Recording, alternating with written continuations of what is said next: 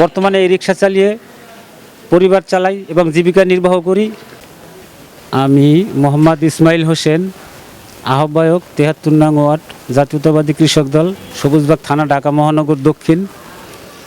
আমি প্রায় ৩০ বছর হবে, আমার যতদিন থেকে বুঝ হয়েছে আমি ততদিন থেকেই বিএনপি করি এবং প্রায় ২০০০ সাল থেকে সাংগঠনিকভাবে বিএনপির রাজনীতির সাথে সম্পৃক্ত।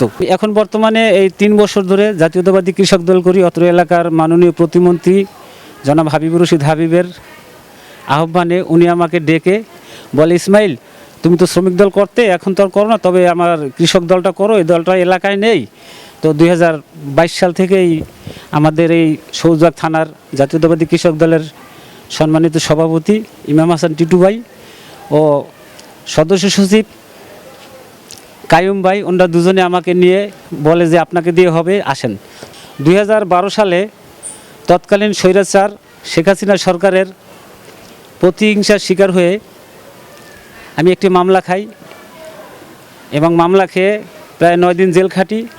তারই সূত্র ধরে পরে ২ বছর পরে আরও একটি মামলা হয়। সেই মামলা এবং ভয়, আওয়ামী লীগের নির্যাতন, আমরা বহুত পালিয়ে পালিয়ে অনেক কষ্ট করে আজকে রাজনীতির এই জায়গায় এসেছি। আজকে দলের সুদিন। আমরা আশা করেছিলাম সুদিন আসবে, তবে সুদিন আসছে। আমরা দেশনায়ক তারেক রহমানকে ধন্যবাদ জানাই, উনি যে ফর্মুলায় দেশকে এগিয়ে নিতে চাচ্ছেন। আর জনাব তারেক রহমানের কার্বন কপি আমাদের এলাকার মাননীয় প্রতিমন্ত্রী রেল ও সড়ক বিভাগের জনাব হাবিবুর রশিদ হাবিব, উনি অত্যন্ত ভালো মানুষ। তা আমাদের আশা আছে আমাদের কর্মসংস্থানের ব্যবস্থা উনি করবে। তা আমি আশা করি দলের ভিতরে যারা আছেন ত্যাগী, ইনশাল্লাহ ত্যাগীদের মূল্যায়ন সারা জীবন থাকবে। কষ্ট করে কাজ করে খাইলে মানিজ্জাত যায় না। তাই আমিও সেই চেষ্টাই করতেছি যে যাতে আমার দলের বদনাম, আমার দলের ধারা যাতে দলের কোনো বদনাম না হয়। আর আমরা যারা ত্যাগী কর্মী আছি, আমাদের দিকে একটু দৃষ্টি দেন। আমাদের দিকে দৃষ্টি দিলে সংগঠন ভালো থাকবে, দেশ ভালো থাকবে।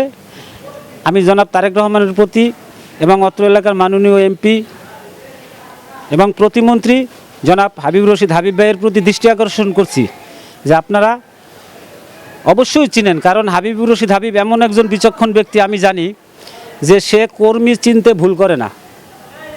অতএব হাবিব ভাইয়ের প্রতি দৃষ্টি আকর্ষণ করছি।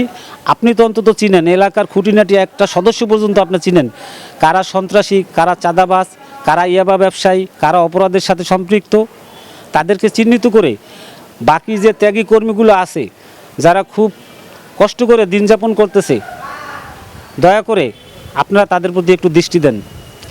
আমি আশা করি আমাদের দিকে দৃষ্টি দিলে দল ভালো থাকবে এবং সরকার ভালো থাকবে, দেশ ভালো থাকবে, জনগণ ভালো থাকবে।